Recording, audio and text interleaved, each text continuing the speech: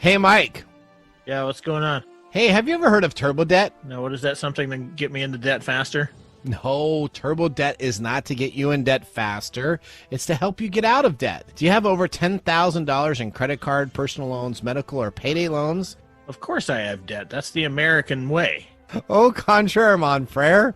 Turbo debt will give you the option to break the debt cycle and start putting money in your pocket. That's awesome. Over 70% of Americans die with credit card debt. Do not let this happen to you. Turbo debt will give you an option to break the debt cycle and start putting money in your pocket. That's awesome. If you have over $10,000 in credit card debt and personal loans, medical, or payday loans, they can help. Go to turbodebt.com/techtime. Again, that's turbodebt.com/techtime, all capitalized, for a free consultation today. TurboDebt is a proud sponsor of this week's episode of TechTime Radio. Broadcasting across the nation, from the East Coast to the West, keeping you up to date on technology, while enjoying a little whiskey on the side, with leading-edge topics, along with special guests, to navigate technology in a segmented, stylized radio program. The information that will make you go, Pull up a seat, raise a glass with our hosts, as we spend the next hour talking about technology for the common person. Welcome to TechTime Radio with Nathan Mumm. Welcome to Tech Time with Nathan Mumm, the show that makes you go, Technology news of the week, the show for the everyday person talking about technology, broadcasting across the nation with insightful segments on subjects weeks ahead of the mainstream media. We welcome our radio audience of 35 million listeners to an hour of insightful technology news. Each week, our show covers the weekly top technology subjects without a political agenda. We verify the facts, and we do it with a sense of humor in less than 60 minutes. And, of course, a little whiskey on the side. We are live streaming during our show on five of the most popular platforms, including YouTube, Twitch.tv, X, Facebook, and LinkedIn. We encourage you to visit us online at techtimeradio.com and become a Patreon supporter at patreon.com/techtimeradio. I'm Nathan Mumm, your host, a technologist with over 30 years of technology expertise, working for Fortune 500 companies across the country. My co-host here, Mike Gorday, is an award-winning author, originally from Arizona. Mike's a human behavior expert living in the Seattle area with a master's degree in forensic psychology. Mike is here to keep me from geeking out while providing insight into human behavior and how it interacts with technology. We are two friends from different backgrounds, but bring the best technology show possible every week for our family, friends, and fans to enjoy. Welcome, everyone. Let's start today's show. Now on today's show. All right, today on Tech Time with Nathan Mumm, a new Illinois law wants to ensure children influencers get a share of their earnings. And as AI scammers blew millions of dollars on Lake Como wedding, cars, and more. We're going to be talking about that. And is the United States ready for robotaxis? It is dividing San Francisco, and we have the main story here to talk about that today. Plus, our AI expert Phil Hennessy is back in our segment Chat About Chat, and we discovered a city covered with the most extensive battery backup in our segment This Week in Technology. And additionally, we have our standard features, including Mike's mesmerizing moment, our technology fail of the week, and a possible Nathan Nugget if we have time. As always, though, we have our pick of the day whiskey tasting during the commercials to see if our selected whiskey pick gets 0, 1, or 2 thumbs up at the end of the show. So sit back, raise a glass, and welcome to Tech Time with Nathan Mumm. Now it's time for the latest headlines in the world of technology. Here are our top technology stories of the week. All right, Mike, thank you so much for filling in for me last week as I was on vacation. I listened to the show. It was a family vacation, so I guess some fun, some not fun. Yeah, your voice sounded a little rough there. Yeah, that was telling the kids, we got to go here, we got to do this, we got to do that. At your kids for a week, huh? Yeah, it was 12 days. That was a little bit of time. I'll tell you, we enjoyed it though as a family.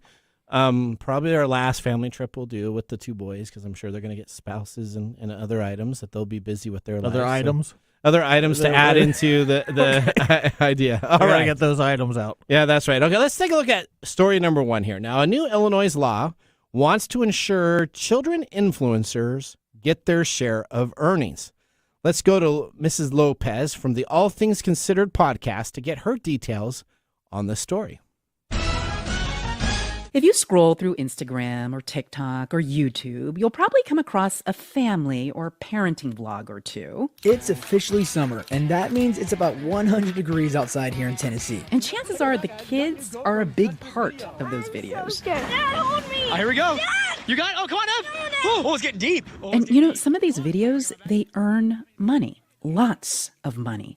Well, Illinois has a new law that's aimed at protecting the money that child influencers make or help their families make. What exactly is a child influencer? A child influencer is basically any child whose online presence generates profit. This law and any laws that may follow in its wake are really too late. One source told me nothing my parents can do now will take back the years of work I had to put in.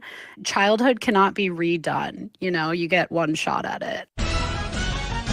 There's nothing like a parent using their kid to make money. Well, so that's what this new Illinois law wants to ensure, that child influencers get a share of their earnings. Now, to go onto YouTube, you have to be 16 years or older to create an account. So I'm struggling with technically. this. Yeah, technically. So I'm kind of struggling with this, and I've done a bunch of different research. I'm glad I have my philosophy guy here that can help me kind of weather through this. So if I am watching videos, and there's these videos of these young kids playing with toy cars, playing with Blue's Clues type characters, the new toys that come on out each quarter, they play with them and give them thumbs up and thumbs down.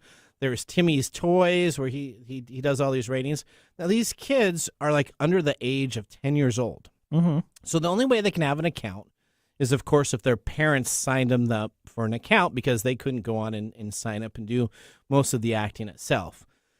So now what's happening, though, is those parents take that money, right? So the kid does all the acting. Everybody falls in love with the kid, and the parents literally become like their bosses of saying, hey, well, we need to do this, we need to do this, to the extent where some families are telling the young proteges I'm going to do specifically under the age of 16, because 16 is when you can sign up for your YouTube account. So under the age of 16, that are supporting their family's habits, their vacations, their livelihood, as the parents are dressing up their kids and having their kids be a part of this filming production that they put together. This is a repeat in history here. So this goes back to the days when child actors had little protection too. If you think back into the 50s, the Little Rascals come to mind. I don't know if you remember them. Oh, absolutely, yeah. Spanky and the Gang. Yep. Okay. A lot of those guys didn't have the protections that child actors have now, and so their parents utilize them in the same way that these parents are benefiting from their children. So sometimes parents set up a trust, right? So some of these families, I don't want to say that every family is bad on this. Some of them set up family trusts, and the way to do it would be to set up a family trust.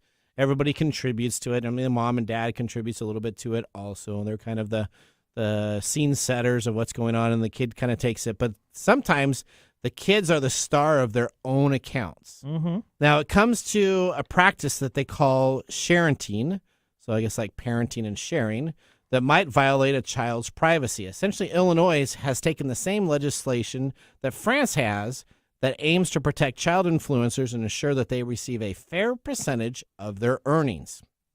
Now, Illinois has taken notice of this.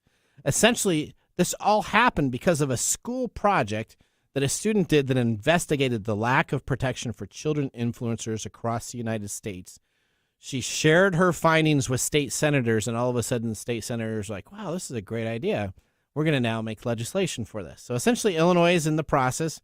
They have a law, which is an amendment for the state's existing child labor laws, that entitles children influencers to a percentage of the earnings made from the content they're featured in and held into a trust until they turn 18 years old. Mm-hmm. So they're kind of taking what Hollywood set up as kind of their standard on how they're doing, treating them essentially as child actors, even though it's a different influence that's there with the social media versus a film itself. Now, other states have already said they're looking to follow suit, with the lawmakers in Pennsylvania announcing that they have also passed a similar law.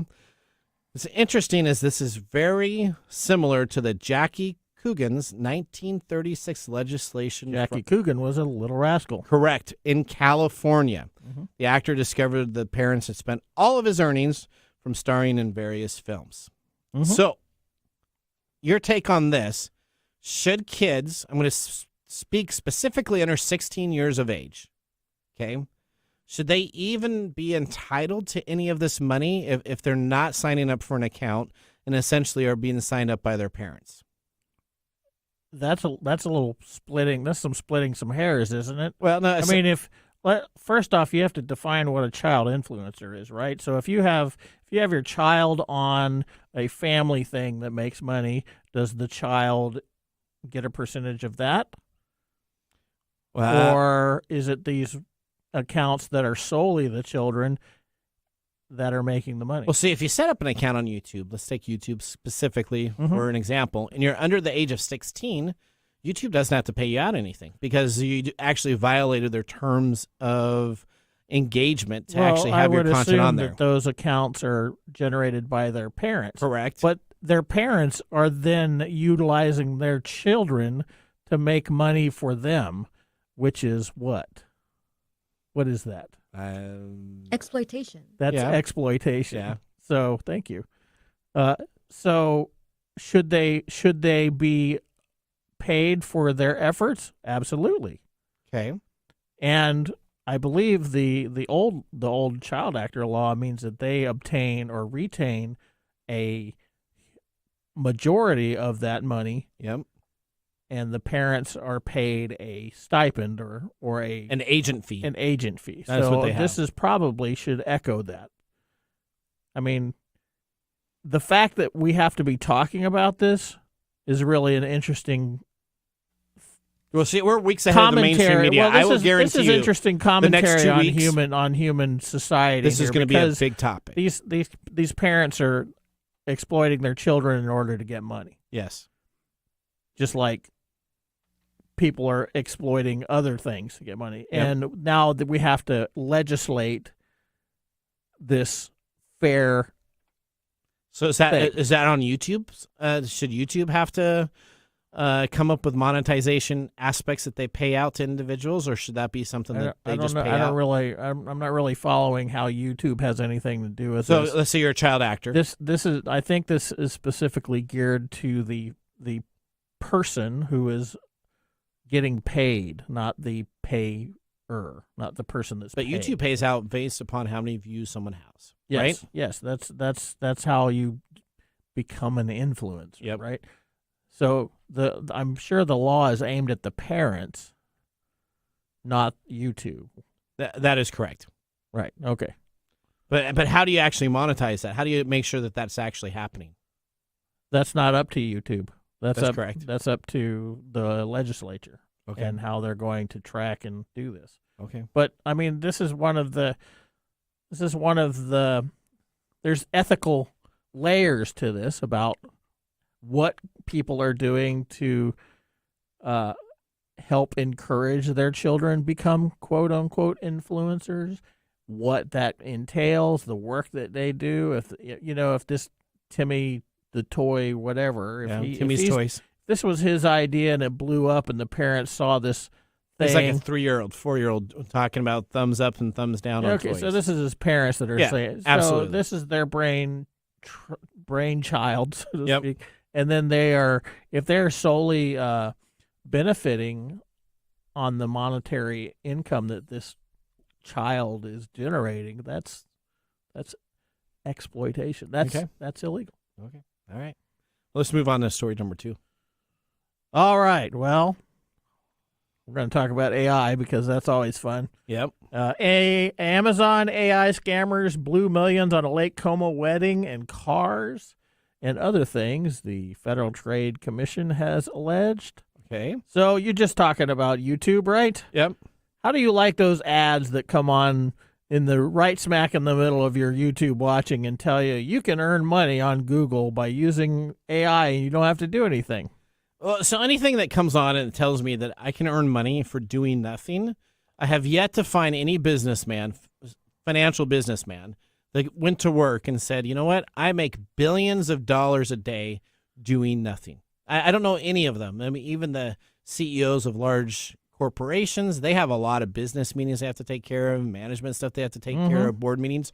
So when anybody tells me that I can make millions of dollars or hundreds of thousands of dollars or $10,000 a month for doing nothing, I'm like, yeah, I don't think you're going to be realistic at all what you're doing. Sure, but you're selling me snake oil. Yeah, but people fall for this all They the do, time though. because we're looking for ways of trying to make it, especially in our economy where it's difficult to make a living even on a single job. salary. Yep. So the FTC apparently is going after some of these scammers. They announced on Tuesday it was pursuing John and Roman Cresto for allegedly defrauding customers out of tens of thousands of dollars in an ongoing scheme. Okay. The two brothers offered e-commerce training and management services on the promises that they failed to deliver on. Okay, that So makes sense. The Cresto shared images of a lavish lifestyle on social media, jetting to Switzerland and Italy. When I think So about whenever this, you I think see- about that. I think about that guy that was talking about the real estate stuff years Yeah. ago, and he was like this little angry guy, and he had all these things. Is that Carlton Sheets? Humvees. No, Not Carlton Sheets. it wasn't Carlton. Maybe it was Carlton. Oh, he was a Sheets. tall, skinny guy though. He was I bought the tapes on Yeah. on how to. I remember those. Remember Yeah, I those? do You remember had those. the I put 'em angry in my guy- car. The angry guy come Yeah. on and talk about how much money he's making in real estate. I think this is similar. So Okay. the FTC on Tuesday asked the judge to bar the Cresto brothers from doing business temporarily as they keep this connection with a lawsuit the agency filed earlier this month in U.S. District Court for the Southern District of California. Okay. The Cresto brothers promised to expertly manage the operations of automated online stores on both Amazon and Walmart through their companies, including Empire e-commerce, doing everything from finding products to fulfilling orders. They charge consumers anywhere from $10,000 to $125,000 for the Wow. initial investment, Okay. and $15,000 to $80,000 in additional funding as working capital. Wow. So they also took 35% of the profits from their quote-unquote partner e-commerce stores. So they would set up a store. They would charge you money to set up a store. They would then list the products. And then when they would sell it, they would also take a 35% of the product that they sold. That's what the FTC is So alleging. pay me $10,000. I'll set up a web store for you. Yeah. You sell my But products. This is because of the, all these consultants and guys flooding the internet with ideas, and again, It's like coaches. the cesspool Ugh. that we live in virtually is Okay. part of this. So anyway, by June 2022, less than 10% of these Empire managed stores are actually generating sales. By October 2022, Amazon had either suspended or terminated most of those stores for violating its policies around intellectual property and a business method called drop shipping, Okay. which I think you've probably heard of. Yep. Where companies never actually have the inventory they're selling and instead order products through a manufacturer after a shopper makes a purchase. Yep. The majority of Empire storefronts on Walmart's marketplace were either never activated or terminated for policy violations. Despite these suspensions, Empire, for years, continued to falsely promote the success of its Amazon businesses by recruiting affiliate marketers to post splashy videos online, claiming they made significant passive income. Oh. And there it is, right? It's that passive income. You can do nothing and make money. That's right. Through Yep. Empire's automation services, Empire was able to lure more than 60 new clients through this affiliate marketing scheme and netted over $1.5 million in commissions, fees, and other monies. All right, but it gets better, right? So now they get in trouble, and then what happens? Well, the suspensions left Empire's clients deeply in debt. Yep. Empire refused to refund those victims tens of thousands of dollars that they paid out or for the goods sold. The two brothers then made more than $22 million from their clients. As the clock ran down on their alleged fraudulent behavior, the Cresto brothers attempted to pawn off their business to another operator, Daniel Cohen. Daniel Cohen, yep. Daniel Cohen is now suing the Crestos as well, alleging like they deceived him about the true state of the business and used him to deflect blame from themselves. And while all this is happening, the Cresto brothers went out and bought all kinds of cool stuff and had this huge wedding in Lake Como, and it just kind of lived it up for as long as they could. Now I guess they're going to have to pay the piper and probably spend the rest of their life behind bars. Who knows? This is something we'll have to maybe watch. Well, you know what? I think it's a crime when you say that you are going to be able to do something, and you take somebody's money and you don't deliver or try. I think there's a whole deal legally about trying 100% for your customer that you have to do if you're doing a consulting service. So if I don't try 100% to help my customer as a consultant, then I am liable for not being a good consultant. Well, that's one of the problems with these types of things. I mean, these guys are making money. They are very successful because they're selling a money-making scheme. Yep. But this is not new to the internet or the fact that they're using AI to do this with. No. People have been doing this for generations. Correct. So, it's just a new medium to do it. A new medium. All right, story number 3, robotaxis are dividing San Francisco as we have our first robotaxis that have been approved for 24/7 service. Let's go here to Tom Burkhardt in San Francisco with more on this story. Today, robotaxis are loose on the streets of San Francisco. On Friday, the very day after the California Public Utilities Commission approved Cruise and Waymo for 24/7 operations, 6 to 10 Cruise cars stopped dead in San Francisco's North Beach neighborhood, tying up traffic. Now, Cruise claims that so-called connectivity issues caused by heavy cell service at the Outside Lands Festival in Golden Gate Park was the issue.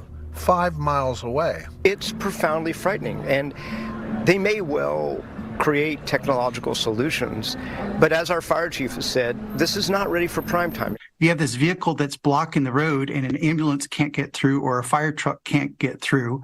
That puts people's lives in danger whether they're in the car or not. And California PUC basically gave the companies a pass on that. And get this, neither Cruise nor Waymo have any responsibility to turn over crucial information to the California Public Utilities Commission, which has the legal authority and duty to have oversight over them, not in the interest of those companies, but in the public interest. All right. So let's talk about robotaxis. Oh, do we need to? Well, I actually think it's a cool idea. I would actually use a robotaxi. I'm absolutely sure I would. Yeah, let's ask Phil when he comes on. Okay, well, hey. We already know what Phil's going to say. Okay, so this is essentially just like using an Uber app, but you go on to Waymo, is the big person down in San Francisco, and you go on and you order a car. Car comes on up to a location. It automatically sends a signal to your app. You then type in your code to open the door and unlocks the door and allows you in, and it'll take you to your destination you're driving to. Sure. Now. Yeah, sounds cool. There's 50-50 split right now in San Francisco. Half of San Francisco is loving this idea. The other half is not. So let's give you some scenarios where you may actually not like this. Okay, so essentially you had the article where the vehicles stop moving. Sometimes if they have congestive internet service and they can't get through certain aspects, then what they do is the car just stops, and wherever it's at in the middle of the road, it'll slow down and it'll just stop. So it'll be in the middle of an intersection someplace until it gets the information, and then it will continue going. So people are honking not at you, and dangerous you're at just all. like, oh, dude. Bless you. Now, street rebels essentially are coming up with the idea of coning these, which essentially they take a large orange cone, and if they see one of these cars going around the neighborhood, what they'll do is they'll pick these cones right on the circular camera. The cone fits almost perfectly snug on this camera. And then now all of a sudden the cameras can't see forward and backwards and do any diagnostics, and essentially the car goes idle. So you have all these street rebels running around with cones protecting the areas, and all they're doing is this is they're one of the cones. unintended consequences of technology. You got people who are sabotaging the actual technology. Now, the CPUC, which is the California Public Utility Commission, voted the two cab companies, Cruise and Waymo, to run 24-hour services. Now, there is a 6-hour town meeting where the people just came and complained about it. But there was about 20 minutes of it where people actually said that they want to support this.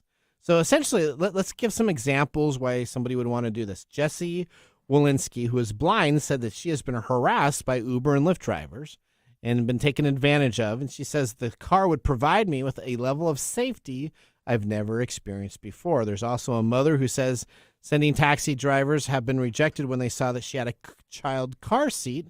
Sometimes a driverless car is never going to have a problem with that, right? So if you see a car coming on down there, you're not going to have that. Yeah, so you have these people that are saying it's awesome because they don't want to deal with other humans. Correct. But they're not paying attention to all the other health problems that could arise, right? That is correct. But the biggest thing that will be probably coming after all of this is our first physical protests against artificial intelligence, where they're actually talking about not only coning the machines, but having people jump out in front of these cars, laying down to protest to see if the car runs over the person or if it actually stops as it's intended to be doing. If you're dumb enough to lay down in front of a car just to see if it runs over you, well, that's what the protesters are doing the combs now. So all I can think of is like a Grand Theft Auto video game where you're like plowing through people. So now if you're going to protest this, there's probably proper ways to do it. But I don't think jumping out in front of a car. I think they should do the Johnny Cab thing, What's from what was that movie? I don't know. The Johnny Cab. I don't know. The Mars one with Arnold Schwarzenegger. Remember? Okay, yeah. Johnny Total Cab? Recall? Is that what you're talking about? Total Recall. Okay, yeah. I can't even recall it. I'm so old I can't even recall it. Okay. All right. Where Well, he now gets mad because they didn't pay him, so he tries to run him over. Everyone tries to run him over. Okay. Well, that ends our top stories of the week. Moving on, we have Phil Hennessy, our own TechTime AI reporting journalist on all things AI. You should ask him about that. Well, we will. So let's buckle up, tech enthusiasts, because here at TechTime, we believe that a shot of whiskey and humor makes the technology go down in the most delightful way. You're listening to TechTime with Nathan Mumm. We'll be back after this commercial break.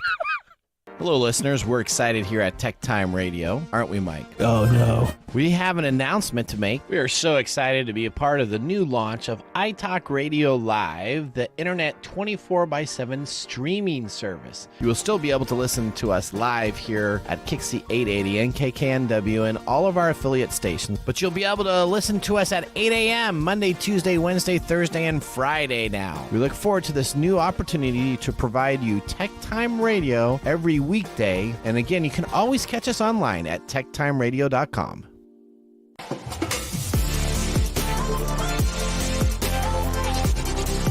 All right, Welcome Mary back Poppins. to Tech Time with Nathan Mumm. Tech Time's a weekly hour technology show that talks about current technology in a simple format without having to geek out. Brought to you by myself, Nathan Mumm, and Micro Day. We just had our first whiskey tasting here in the break. Now let me tell you about what we're sipping on our pick of the day.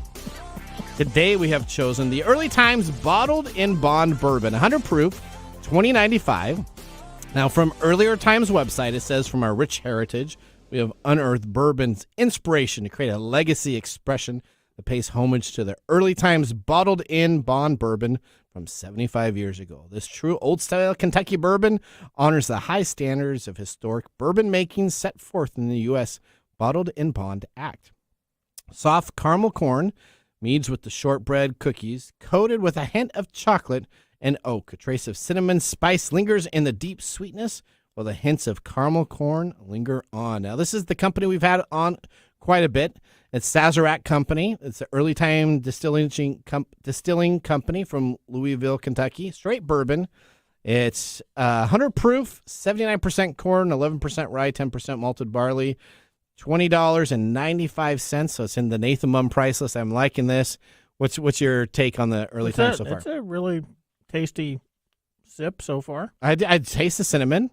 I taste the spice lingering a little bit. So it doesn't have a cork top. It's got a screw top. So we're gonna have to see if it makes it through. Not on your list. That's right. We'll see. We also know that you're not the whiskey. I know, connoisseur and Mark is out today, so we're gonna have a great time doing this. Well, now that our first whiskey is complete, let's move on to our future segment today. We welcome back Phil in a month segment called Chat About Chat. Join us as we're going to embark on a fantastic journey into the future of AI.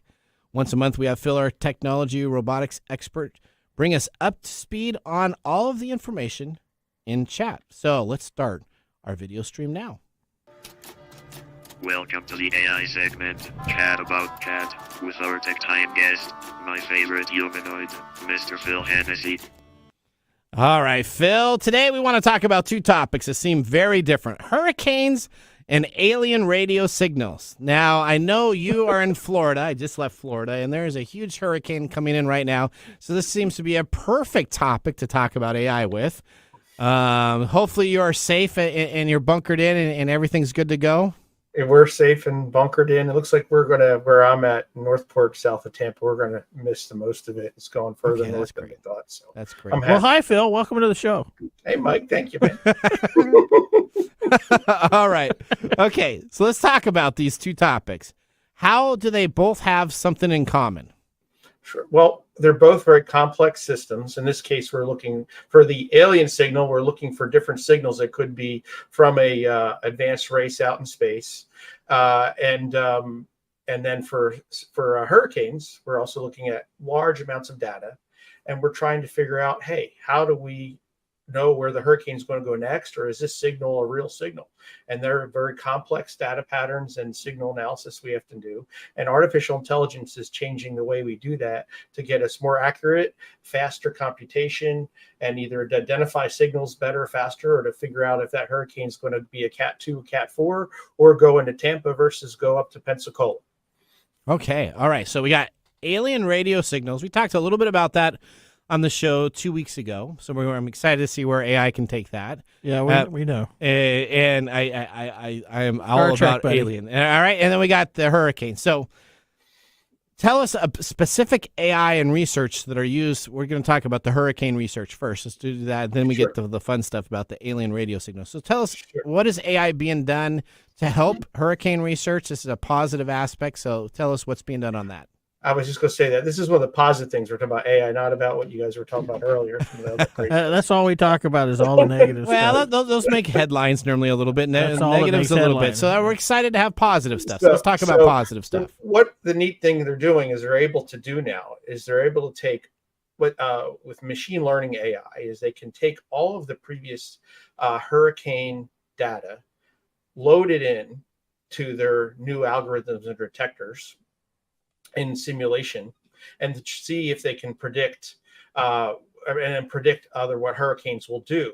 And so what they're doing is they actually know the answer ahead of time. What do I mean by that is that they can say do up to 2018 for training, and then they'll say, okay, run the models for 2019 and 2020 with the instigate how a hurricane is going to start. They already know what to happen with that hurricane, and then they can see how accurate it is. They've seen a 22% reduction in errors by doing this, and so they're getting much more accurate with hurricanes. So some of the way they're doing it is they're getting all this data we're talking about, radar data, satellite data, buoy data, airplane data, all this stuff. That's what's going into the model that they're going to create. Are they doing this with tornadoes too? I am sure. I would be surprised if they're not, Mike. This is where you can take this learning chain now with all the radar data you have. You'll be able to go ahead and then create models, then take other data you have somewhere else, show it to start, and then see if it's going to follow the same path. You can keep refining the model with data you have. So you can continue to train the model and get more accurate over time with existing data, and then also then with new data that comes in every year, unfortunately, from hurricanes or tornadoes. All right, so let's talk about power grids. I guess that's going to be kind of a big thing here. What impact does hurricanes have on power grids, and specifically, how is AI able to make sure that the power grids remain operational, taken care of? It's the same idea. They're taking all their old data. They call it what is it? They call it a head out, which is basically hurricane electric assessment damage outage prediction tool. All this is really doing is, again, taking all this data from before, plug it in with the hurricane information as well, and they can go ahead and then start seeing where they will probably lose power. So they can pre-position then all their equipment based off of this type of work. So they'll have faster response times, and you'll have power outage is less. In terms of, they also can use that to then predict where are the weak points in a grid system as well. And they can hopefully harden that ahead of time so they won't even have the outage. So AI is going to change the way we look at data. We're getting all of this diverse systems of information from satellites, again, radar, all these other things. And now we can go ahead and start using it for good to find out where this hurricane is going to go, or where the weak points are in our grid system, or if the hurricane goes this way, what type of grid components are going to go out, and what we needed to be able to position equipment to fix it. All right, so and then it's going to go sentient and tell us that there's a hurricane out there when there's not. Is that what you're going to? Is that going to be? It's going to be Sharknado 2, but we're going to call it Hurricane AI 1, and it starts predicting and starts rolling AI blackouts. says there's a hurricane, but I don't say anything. That's right. Okay, so let's move on. Talk about alien radio signals, right? So this is absolutely. I'll just tell you, Sharknado. I have never seen the series. I just started watching them. Oh my word. What a train wreck. That's why they were made. Okay. Just for you. All right, here we go. Talk about aliens. It's good. Sure. So we're talking about as realistic as sharks eating people in the air. Yeah, I don't know why Sharknado just showed up on it. I don't know. There was no AI that would have predicted that. No, that's right. All right, Congress has continued to talk about aliens, so who knows what's going on there anymore. But as we know, radio signals are electromagnetic waves. And we're picking it up with our radio telescopes, but they get hundreds of thousands, millions and millions of signals and from different types of human made signals. They get interference from their own equipment, and then they have all this different radio waves coming into our radio telescopes. Well, how do we go through all of that? It's impossible for people to listen to everything that goes through. Just impossible. Okay. So that's where AI, now they do have signal algorithms they're doing, but again, they're looking for specific things. Whereas an AI or machine learning tool, they can change the parameters around. They can say, let's look for a broad spectrum of different types of parameters. And they found with that already about 8 different signals that are not aliens, unfortunately, Nathan, unfortunately, but they got them very interested. And they are proving that because of this, they can use this type of tool with, again, all the advances of computing power to really start all the data we've collected. We can start now analyzing because we collect all this data. It's sitting there. You can't go through it. So if we had AI back when Stargate SG-1 was on television, I'm just thinking about it. They had all these scientists trying to go through all these hieroglyphics. Then you wouldn't have had James Spader have to come on in and do the secret passage. You want to go ahead and rewrite every science fiction movie I'm just right thinking, now? I think AI may be able to do that, right? I like your power grid movie idea. I think off the air, Mike, we should talk about a story about that. The cool thing about this is one of the benefits of AI is that it's able to do things with massive amounts of data that we can't. Yes.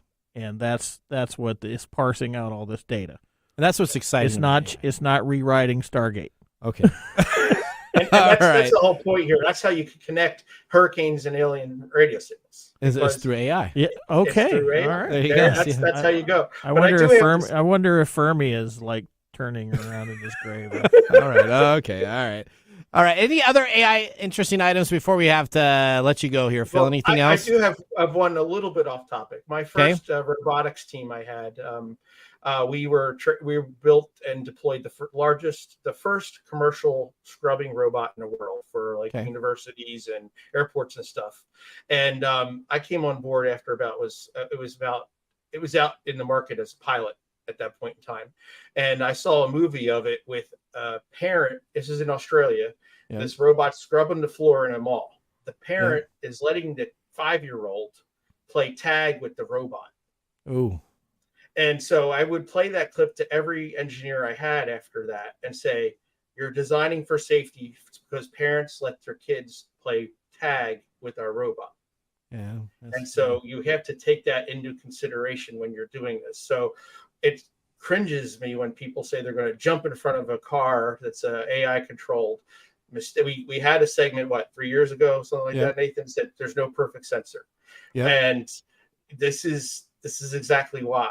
And so I would train all my engineers to make sure take into account every other thing we can think of so we don't run over a baby, God forbid. Yeah. And it's scary to me, this stuff. Yeah, I don't know. Part of me is like concerned about the actual vehicles, and then part of me is like rooting for somebody to get run over. because of the Darwin Award. Yeah, and then all of a sudden, what if you're in one of these AI cars, and then someone comes on up and cones it, puts an orange cone in the middle of it, and you're trying to get to downtown somewhere, you're gonna have to get out of the car, remove the cone. So it's just there's got to be ways we can protest without going crazy. The way that we respond to these things is completely radically idiotic sometimes, and this really is one of those cases. If people are going to throw themselves down in front of a car or play tag with their 5-year-old, play tag with a robot. I mean, this is that's I play tag with my Roomba. Is that the same thing? This is put your cat on top of the Roomba. No. This is a 1,000-pound robot we're talking about. This is not some small robot. Yeah, but that's one of the problems that I have with all this stuff is that the people who are designing and programming, they don't take account. They should make that robot behavior. Phil should just go. When anybody plays tag with it, they just electrocute him. Just boom. Yeah, you're just dead. Leave me alone. He just say, "Get off me." I don't know. I don't think it probably passed though. The problem is the human error. What's that, Phil? We were designing for safety. Mike, you're absolutely right. We can't think of everything, and that's the problem. Like, we're not infallible. Engineers are not infallible. And so if you're putting your life at risk on purpose, that worries me. Well, there you go. Well, Phil, that's fantastic. And as always, it's a pleasure to have you on our show. Thank you for being a part at the end of every month. That ends our segment, Chat on Chat with Phil. Up next, we have This Week in Technology. So now would be a great time to enjoy a little whiskey on the side, as we'll be doing so during our break. You're listening to TechTime Radio with Nathan Mumm. See you in a few minutes.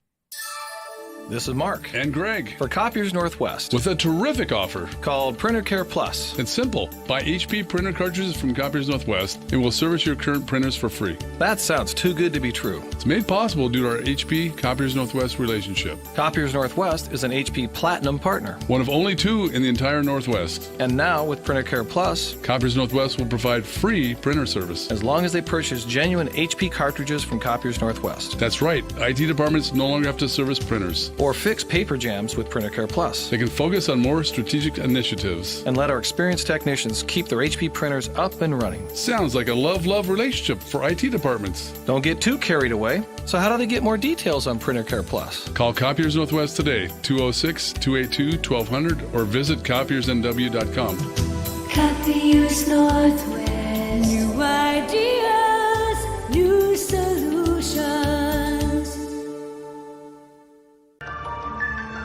And now, let's look back at this week in technology. All right, we're going to August 27th, 2003. The world's largest battery backup facility was completed.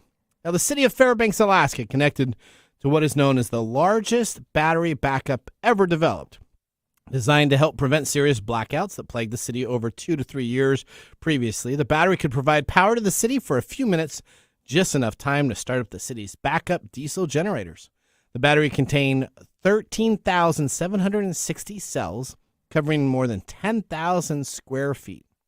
It was reported to be in the first 2 years of operation, the battery system prevented at least 81 power failures. Now, Golden Valley Electric Association is considering upgrading or replacing its battery electric storage system that is nearing the end of its useful life. We will update you on the story once we have more details. That was This Week in Technology. If you ever wanted to see some Tech Time history, with over 2 years of video, podcast, and blog information, you can visit techtimeradio.com to watch our older shows.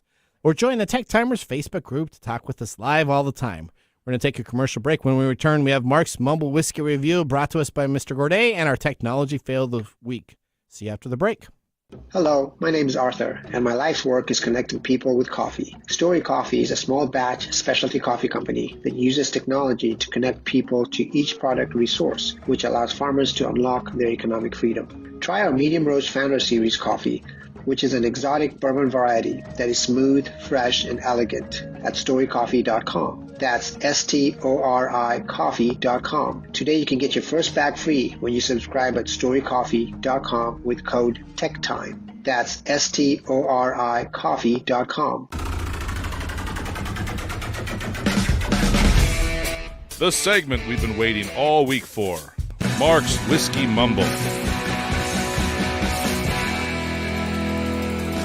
Okay. In Mark's fashion, today we're celebrating Individual Rights Day. Individual rights. Individual right. Now, John Locke's birthday, which is August 29th, 1632. I don't know if you know who John Locke was, but I do not. He was a big philosopher back in the day. Okay.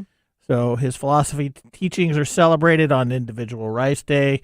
Locke was the first to firmly argue that all human beings have sovereign identities and that it is the government's responsibility to recognize those rights and safeguard them. So that's maybe what has influenced some of the Bill of Rights and Constitution. Okay.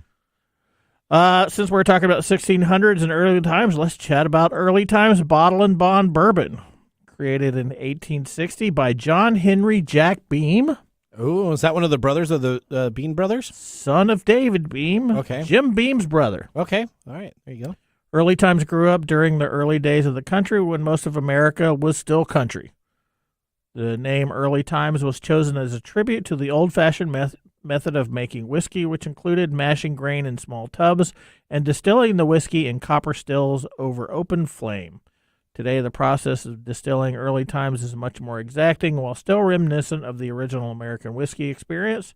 DSP number 354, home of Early Times, is the longest continuously operating distillery under the same ownership in Kentucky. All right, so this is the Dukes of Hazzard type of whiskey, right? Because it said sure. tubs. It said tubs and copper. Have you ever seen the Dukes of Hazzard? They were transporting moonshine back and forth. I used to. Well, I come from the South. So, Uncle Jesse? Yeah. Yeah, he made his moonshine. I knew rum runners. Okay. When I was a kid. Okay. So Mark's mumble is, this whiskey has Nathan written all over it. It does. It's under 20 $30. It's $20. $20. Perfect. And luckily Mark picked it, so it must be okay. Oh. Yeah. Okay. Early Times Bottled and Bond comes in 1 liter bottles. This means it has 33% more bourbon than a 750 milliliter bottle. And adjusting for the size, it would be under $16 for the 750 milliliter bottle. Wow. Even though Early Times was purchased in 2020 by the Sazerac Company, along with the dreaded Canadian Mist, oh boy, Early Times has maintained its cultural status as an inexpensive, bottom-shelf, worthwhile bourbon. It is not complex at all and is a delightful pour. Fruity caramel vanilla goodness with just enough spice to let you know it is a whiskey worth drinking, and sometimes whiskey does not need to be expensive. So that's what Mark had to say. This tastes like Mark, a $60 this bottle. This is a taste. I will buy some more of this on my own personal shelf to drink. That's because it's $20. It is, but it's actually got a very nice. This is a very simple sipping bourbon. I don't have to put anything in it. I've already enjoyed all of it. I'm done. I've already drank the entire. You're going to drink some portion. more during the commercial break. All right, Mark. Thanks for that mumble. Whiskey and technology. What a great pairing! Just like the pairing of Babe Ruth and Lou Gehrig, two of baseball's greats, right, Mike? Sure. All right, let's get ready for our technology fail of the week, brought to you by Elite Executive Services, technology experts that help you out of a technology fail. We are out of time. Congratulations. You're a failure. Oh. I failed, did I? Yes. Did I? Yes. Did I? Yes. All right, well, this technology fail comes to us not from Company X. They're out of the story this whole week, so there we go.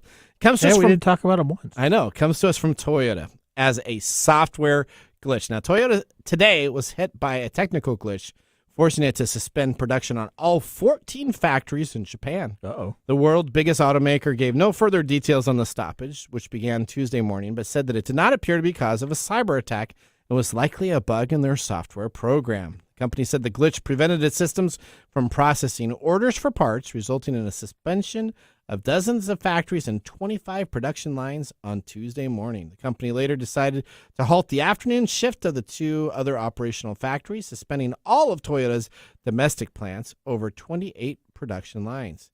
You don't have to believe a problem's always caused by a cyber attack, the company said in a statement, but this is to show you that software problems internally can also cause major problems. Well, that's a bummer because I understand that they're already behind in their production. They are. They're like months behind. They're like 7 months behind. So this, and being stopped just for a day puts their production back all the way 2 months. So 1 day affects production all the way up to 2 months of delivery. Yeah, I know somebody who just recently ordered one, and they're going to be bummed. Yeah, that's right. Okay, well, now we're going to move to of course, the most important aspect of the show, Mike's mesmerizing moment. This is Mike's mesmerizing moment, presented by Story Coffee. Visit storycoffee.com. All right, so I'm going to ask you a Mike question. Would you ride? No. In a full autonomous vehicle or plane? No. And the reason I'm asking you this, do you realize that planes, 90% of the operations are now all computer controlled through AI, and the pilot does very little besides the initial takeoff and the initial landing? Mm-hmm. I am aware of that, yes. Okay. Would I voluntarily fly in a fully automated one? No. You wouldn't? No. If there's plenty of redundancy systems in place, you still want to have somebody on the... I still want to have somebody to blame when we crash. Is that what it is? Okay. So is that the same with the car? You want to have someone that you're going to blame? I don't fully trust like I think we should all be. I don't fully trust the mechanics behind those sensors, because we've talked about how many times sensors fail and certain things that affect it, like snow, whatever. And so no, I'm not. And as a human being, I want a certain amount of control in the vehicle that I'm riding in. So, yeah. All right, that's fair. All right, let's move on to Nathan's I don't know how nugget. that's mesmerizing, but hey, That was mesmerizing. Okay, sure. This is your Nugget of the Week. All right, Mike, you it's just official. wanted to get to your nugget. Yeah, after months and months of speculation. And now we know that Apple will announce its latest batch of iPhones, Apple Watches, and more. Seriously? Apple sent out its press release invite for the latest event, which is set to take place on September 12th, 2023. The event shows the Apple logo at the top, stylized with what looks to be grains of sand in gray, blue, and silver colors. This is almost certainly a nod to the iPhone 15 Pro, which is heavily rumored to come in black, silver, gray, and now a dark blue color. Below the Apple logo is the colored text that reads Wonderlust. Along with the logo and Wonderlust tag, the invite confirms the event kicks off at 10 a.m. Pacific time, 1 p.m. Eastern time on September 12th. It'll be a broadcast live on Apple's website, though you should be able to watch it on YouTube and through any Apple TV app.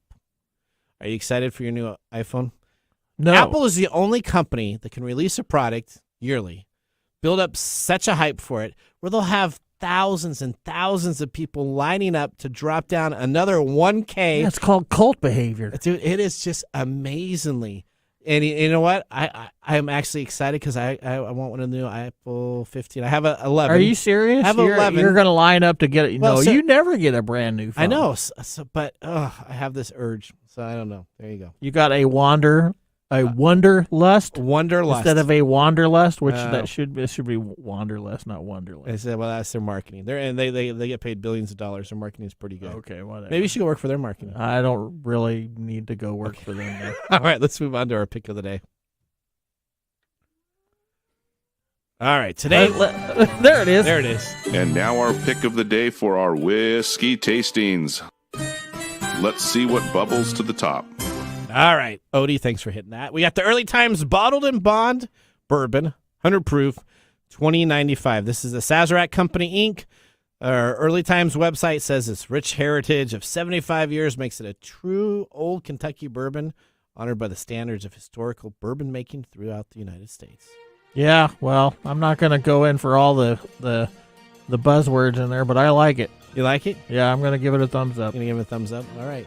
Odie didn't have any today, so Odie doesn't drink. I know. I'm gonna give it a thumbs up. It sounds really good. This is the first time that both of you are like very happy about the whiskey. It's really for the price. Yeah. For what Mark said, you agree with Mark, which never happens. That's true. I know, right? Both are giving thumbs up. I am giving a thumbs up. This I'm is just really give good. An honorary thumbs up. It's an honorary thumbs up. A double thumbs up. A double thumbs up. So we got like 4 thumbs thumbs up. up. I would have this in my cabinet, I think. I may take that home and it may become this part of Nathan's cabinet. $22.99. That does say $20. This says $22.99. Yeah, what is Mark trying to pull? He got in Oregon, though, so they have different. They have different American different caps there. taxes. That's right. Mike, we're just about Still out have of to time. pay tax. That's right. We want to thank our listeners for joining the program. Remember to venture over to TechTimeRadio.com to click on our deals of the week, and you can also click on the Be a Caller in our TalkBack recording system. If you have a question, you want free technical advice, All you got to do is click on that, and I'll take care of it for you. Remember, the science of tomorrow starts with the technology of today. See you next week. Bye-bye. Thanks for joining us on TechTime Radio. We hope that you had a chance to have that moment today in technology. The fun doesn't stop there. We recommend that you go to techtimeradio.com and join our fan list for the most important aspect of staying connected and winning some really great monthly prizes. We also have a few other ways to stay connected, including subscribing to our podcast on any podcast service, from Apple to Google and everything in between. We're also on YouTube, so check us out on youtube.com/techtimeradio, all one word. We hope you enjoyed the show as much as we did making it for you. From all of us at TechTime Radio, remember, Mumm's the word. Have a safe and fantastic week.